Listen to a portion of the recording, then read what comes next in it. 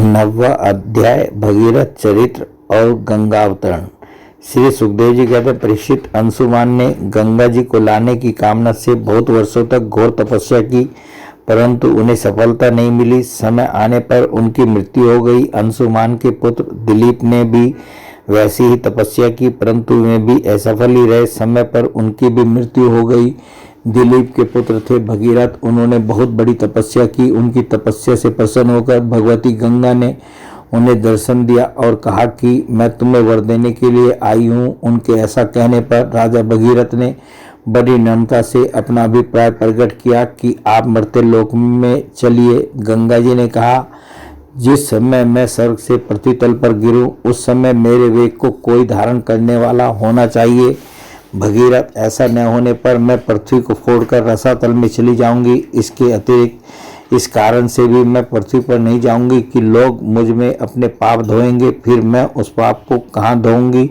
भगीरथ, इस विषय में तुम स्वयं विचार कर लो। भगीरथ ने कहा, माता, जिन्होंने लोक परलोक, धन संपत्ति और स्त्री पुत्र की कामना का संन्यास कर दिया है, जो संसार से उपरत होकर अपने आप में शांत हैं, जो ब्रह्मनिष्ठ और लोगों को पवित्र करने वाले परोपकार सज्जन हैं, वे अपने अंग स्पर्श से तुम्हारे पापों को नष्ट कर देंगे, क्योंकि उनके हृदय में अगरूप अगासुर को मारने वाले भगवान सर्वदा निवास करते हैं। समस्त प्राणियों के आत्मा रुद्रदेव तुम्हारा वेग धारण कर लेंगे, क्योंकि जैसे साड़ी सूतों से में ओतप्रोत है, वैसे ही यह सारा विश्व भगवान रुद्र में ही ओतप्रोत है। परीक्षित, गंगा जी से इस प्रकार कहकर राजा भगीरथ ने तपस्या के द्वारा भगवान शंकर को प्रसन्न किया। थोड़े ही दिनों में महादेव जी उन पर प्रसन्न हो गए। भगवान शंकर तो संपूर्ण विश्व के हितैषी हैं। राजा की बात उन्होंने तथास्तु कहकर स्वीकार कर ली। फिर शिवजी ने सावधान होकर गंगा जी को अपने सिर पर धारण किया।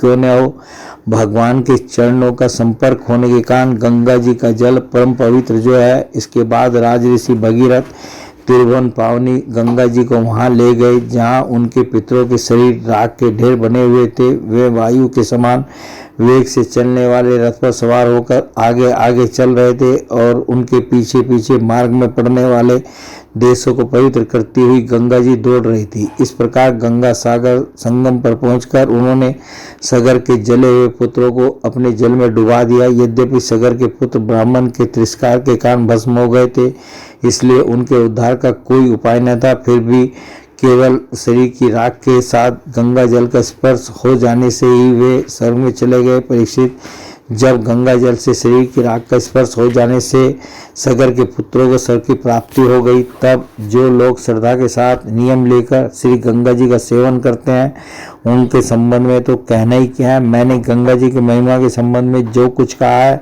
उसमें आश्चर्य की कोई बात नहीं है, क्योंकि गंगा जी भगवान के उन चरण कमलों से निकली है, जिनका श्रद्धा के साथ चिंतन करके बहुत बड़े बड़े मुनि निर्मल हो जाते हैं और तीनों गुणों के कठिन बंधन को काटकर तुरंत भगवत स्वरूप बन जाते हैं। फिर गंगा जी संसार का बंधन काट दे, इसमें कौन बड़ी बात है। भगीरथ का पुत्र था श्रुत, श्रुत का नाभ, यह नाभ पूर्वक नाभ से भिन्न है। नाभ का पुत्र था सिंधुदीप और सिंधुदीप का अयुतायु, अयुतायु के पुत्र का नाम था ऋतुपर्ण, वह नल का मित्र था। उसने नल को पासा फेंकने की विद्या का रहस्य बतलाया था और बदले में उससे अश्वविद्या सीखी थी। ऋतुपर्ण का पुत्र सर्वकाम हुआ।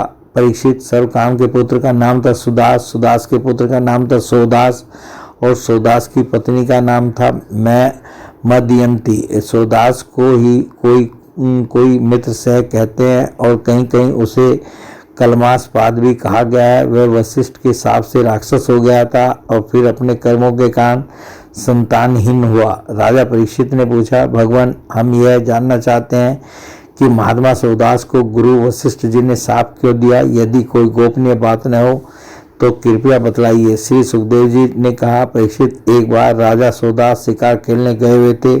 वहाँ उन्होंने किसी राक्षस को मार डाला और उसके भाई को छोड़ दिया।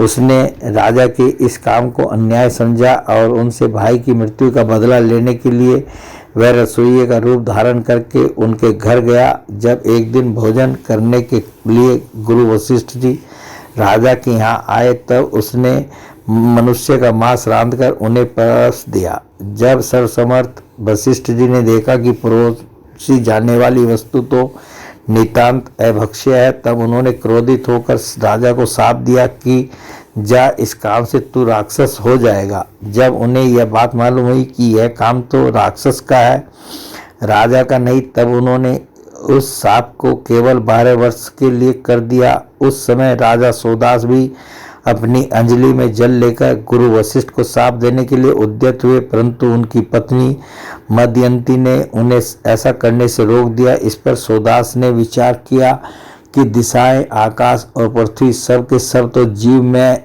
ही हैं, तब यह तीक्ष्ण जल कहाँ छोड़ूं। अंत में उन्होंने उस जल को अपने पैरों पर डाल दिया। इसी से उनका नाम मित्र सह हुआ। उस जल से उनके पैर काले पड़ गए थे, इसलिए उनका नाम कलमासपाद भी हुआ।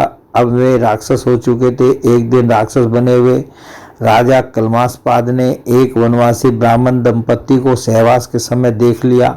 कलमासपाद को भूख तो लगी ही थी, उसने ब्राह्मण को पकड़ लिया। ब्राह्मण पत्नी की कामना अभी पूर्ण नहीं हुई थी। उसने कहा, राजन, आप राक्षस नहीं है, आप महारानी मदयंती के पति और इक्ष्वाकु वंश के वीर महारथी हैं। आपको ऐसा अधर्म नहीं करना चाहिए। मुझे संतान की कामना है और इस ब्राह्मण की भी कामनाएं अभी पूर्ण नहीं हुई हैं, इसलिए आप मुझे मेरा यह ब्राह्मण पति दे दीजिए।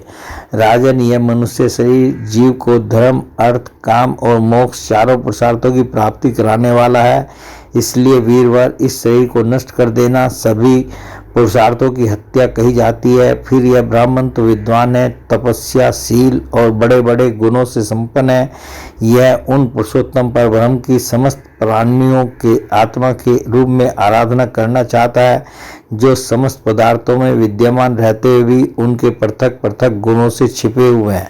राजन, आप शक्तिशाली हैं, आप धर्म का मर्म भली भांति जानते हैं। जैसे पिता के हाथों पुत्र की मृत्यु उचित नहीं, वैसे ही आप जैसे श्रेष्ठ राज ऋषि के हाथों मेरे श्रेष्ठ ब्रह्म ऋषि पति का वध किसी प्रकार उचित नहीं है। आपका साधु समाज में बड़ा सम्मान है।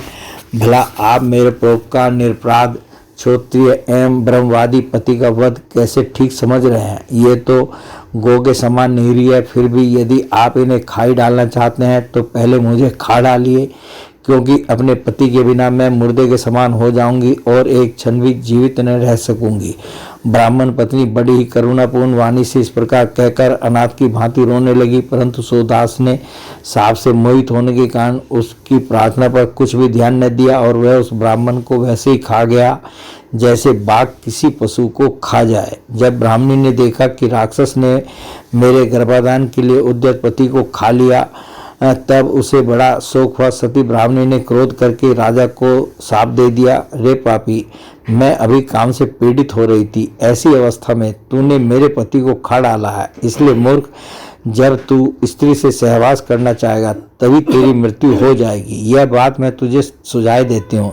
इस प्रकार मित्र सह को शाप देकर ब्राह्मणी अपने पति की अस्थियों को धधकती हुई चिता में डालकर स्वयं भी सती हो गई और उसने वही गति प्राप्त की जो उसके पति देव को मिली थी। क्यों न हो, वह अपने पति को छोड़कर और किसी लोक में जाना भी तो नहीं चाहती थी। 12 वर्ष बीतने पर राजा सोदास शाप से मुक्त हो गए। जब वे सहवास के लिए अपनी पत्नी के पास गए तब उसने उन्हें रोक दिया, क्योंकि उसे उस ब्राह्मणी के शाप का पता था।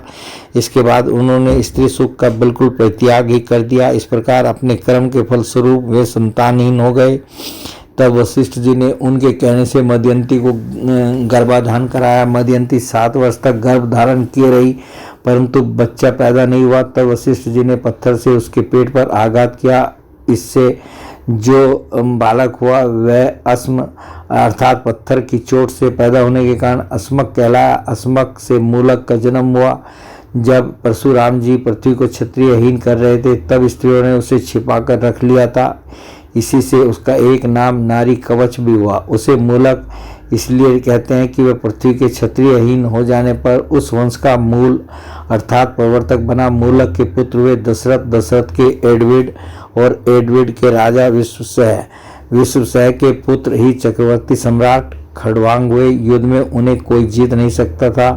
उन्होंने देवताओं की प्रार्थना से दैत्यों का वध किया था। जब उन्हें देवताओं से यह मालूम हुआ कि अब मेरी आयु केवल 2 ही घड़ी बाकी है। तब वे अपनी राजधानी लौट आए और अपने मन को उन्होंने भगवान में लगा दिया। वे मन ही मन सोचने लगे कि मेरे कुल के इष्ट देवता हैं ब्राह्मण, उनसे बढ़कर मेरा प्रेम अपने प्राणों पर भी नहीं है। पत्नी, पुत्र, लक्ष्मी, राज्य और पृथ्वी भी मुझे उतने प्यारे नहीं लगते। मेरा मन बचपन में भी कभी अधर्म की ओर नहीं गया। मैंने पवित्र कीर्ति भगवान के अतिरिक्त और कोई भी वस्तु कहीं नहीं देखी। तीनों लोकों के स्वामी देवताओं ने मुझे मुंह मांगा वर देने को कहा, परंतु मैंने उन भोगों की लालसा बिल्कुल नहीं की, क्योंकि समस्त प्राणियों के जीवनदाता श्री हरि की भावना में ही मैं मग्न हो रहा था। जिन देवताओं की इंद्रियां और मन विषयों में भटक रहे हैं, वे